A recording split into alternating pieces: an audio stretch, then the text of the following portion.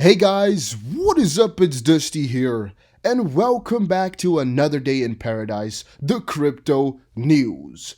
Today, giving you guys a general crypto update plus some focus on Ripple and XRP. But before we get into any of that, make sure you check out my second channel called Dusty Finance and subscribe to it. Alright?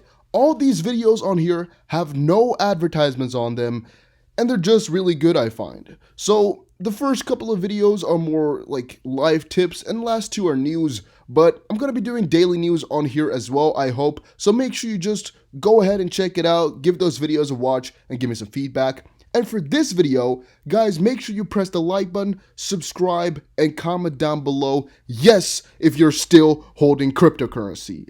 So a lot of people comment yes to other video, but also a lot of people saying, nah, I sold a long time ago. So let me know. And last but not least, your like really matters. Don't forget that. So if you can spare one, it really helps out, and press the like button.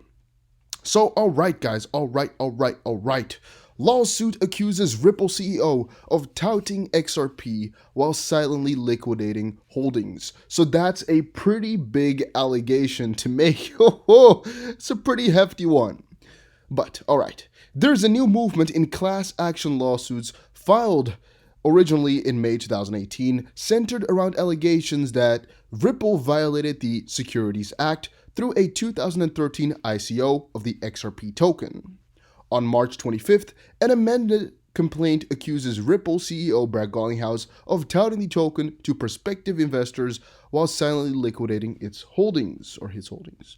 Garlinghouse accused of liquidating 76 million XRP in 2017. The amended complaint also emphasizes that Garlinghouse represented himself as very long and on the hold side with regard to XRP during 2017, suggesting that the CEO was holding his XRP for the long term. Despite his online posts, the plaintiff alleged that Garlinghouse sold 67 million XRP during 2017, adding that he was liquidating all of the tokens that he received from Ripple within days of receipt. Now, before we get actually a little bit on forward, I do want to say that as a CEO of the company, right, I assume that he gets paid out XRP as well, and possibly, yeah, I guess he gets paid in XRP as well. I think they got some arranged in there to pay people out in XRP. But from a, I guess, family man perspective, it's not that weird that he cashes out some of his holdings, right? I mean, let's say, for example, got himself $100 million in Bitcoin, $200 million in XRP. I don't think it's really strange that he wants to cash some out to really enjoy his life, right? He's done a very good job for the world. And to that extent, I don't think it's really weird that he will be doing that. But I guess the issue lies more with, you know, they are selling the XRP to other people, and they are using that money to just cash out, really. I think that's where the problem lies. I get it, but I also see it from a different side a little bit. The suit also asserts that all 100 billion of the XRP tokens were created out of thin air by Ripple at its conception in 2013, before any distribution and without functionality except as a speculative investment, adding, the value of XRP owned by defendants substantially exceeds the value of Ripple's revenue or cash flow from all other sources. Ripple's dominant value proposition are the XRP tokens it owns and sells. Ripple's value proposition as a company depends upon promotion of XRP, yet XRP is entirely or essentially pre-functional and purchased by investors in anticipation of profit based on the efforts of Ripple.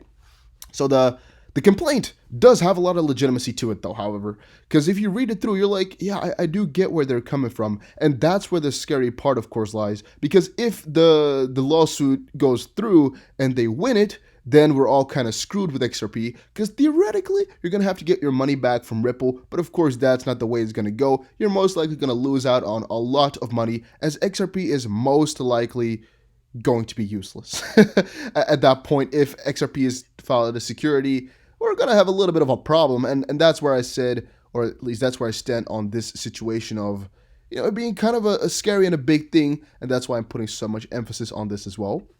Judge requested amended suit. While Ripple sought to dismissal of the suit back in September, U.S. District Judge Phyllis Hamilton allowed it to move forward into February.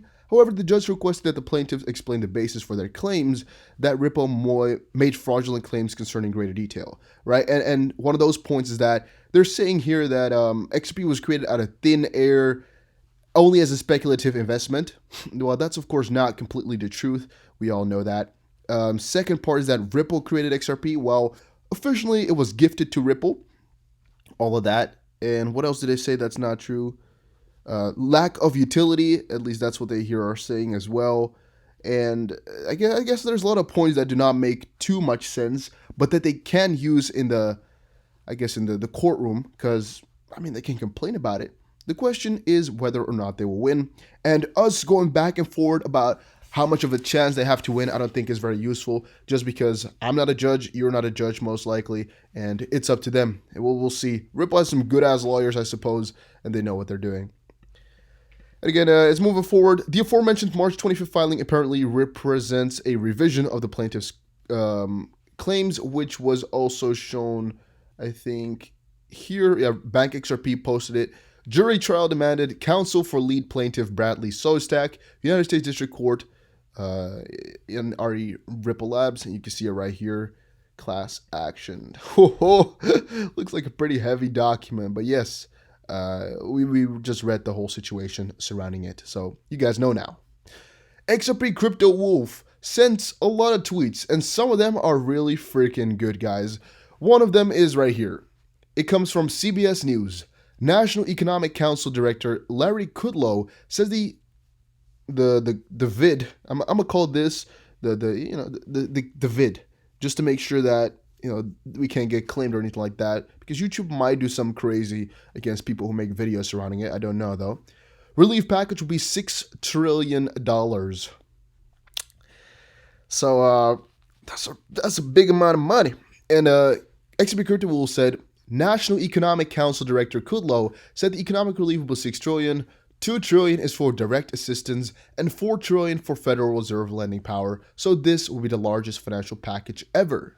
XRP and other crypto are my safe haven, basically stating the US dollar might really lose a little bit of its value for grabbing so much money, right? And then of course you're going to be looking into safe havens, like I guess maybe I don't know, maybe some that's gold, like a precious metal like gold or silver. I guess silver not so much, but gold is a very good one.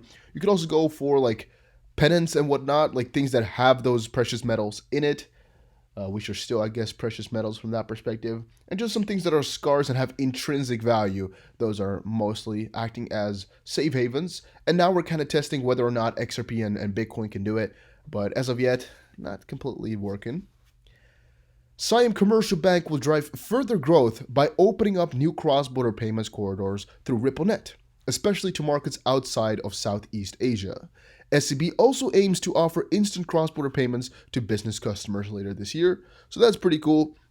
It's all coming along quite nicely, I should say. And even amongst all of this crisis and I guess uncertainty slash panic that's going on, things are still moving, right? And we should not forget that. Even though it kind of looks like everything's on a halt and nothing's moving forward and everybody's sitting back waiting for something to happen and everything's going down and going bad, it's not completely the truth. Right, some people are still working very hard. A lot of partnerships are going on like crazy still, and XRP actually just shot up like 11%. Wait, what? What's going on right there? What is going on, guys? Just a 10% big shock. Don't know what happened there quite yet. We'll check it out in a second. HSBC put $10 billion of paper private placement records on R3's Corda blockchain and plans to ramp up the project to 2020 and 2021. To quote, we'll be able to put significant additional volume and value of private placements from clients over the next 12 to 18 months. HSBC puts $10 billion of private placement on R3's Corda blockchain. Looking pretty damn good, guys. A lot of stuff is coming along. And then a little bit of a speculational rumor piece. Rumor, Joe Biden eyes Ripple's Chris Larson for VP pick. That comes from A1B1T. And he says, or to quote, we can neither confirm nor deny that we are considering Mr. Larson, said Biden campaign manager Greg Schultz. Couldn't find out exactly where that was said. As for the source, maybe he'll provide and we can cover it in more detail, but that's what I have for now. And last but not least, the DAI, the digital asset investor, posted, they have a a counter on the TV all the time that's showing all the patients and whatnot. And I think for transparency and for, I guess, perspective, it would be very nice if they would also put a standard flu chart beside it or count, because I think right now a lot of people are really panicking. And XRP Solo has a point. He says standard flu doesn't crowd the hospital nor use up all the ventilation. Standard flu doesn't really mess up everybody, the doctors or nurses who are treating it. But I'm just saying, people are panicking in many different ways that they should not be, I think, which are maybe hurting us. But please be careful, all right? If you can, be careful, stay inside, wash your hands, don't touch your face, all those things. Like, I don't know if walking around with a mask is going to help you, but you guys know what I mean. Stay safe and prioritize your own health, because really, we're all in the crypto space together, I know it, but in comparison to the money you're about to make with this, your health is still worth 10 times more than all of it. So if you can prevent getting really sick, it's really going to be worth it. Right? So if you have to miss a couple of crypto updates because you're just too sick, or you can't go do something, or you can't invest more, you can't make more money because you have to sit at home, hey, it's worth it, guys. Make sure you keep that in the back of your head. Your health is worth more than it all. And even if you think it's BS, what if it's not? All right, keep that in the back of your head. What if it's not? What if it's not some big conspiracy to get you to buy the vaccine or to get you sick or anything like that, or it was not created by China or USA, something like that? It was all just a coincidence or unfortunately, whatever. Keep it in the back of your head and make sure you keep your family safe. And I bid you guys farewell for another crypto video. Later today, or maybe in an hour or so, I'll talk about what happened here. I'm going to look it up right now, but haven't prepared it, so let me quickly do a little bit of search. And make sure you subscribe and check back in later. Also, don't forget to check out my second channel called Dusty Finance.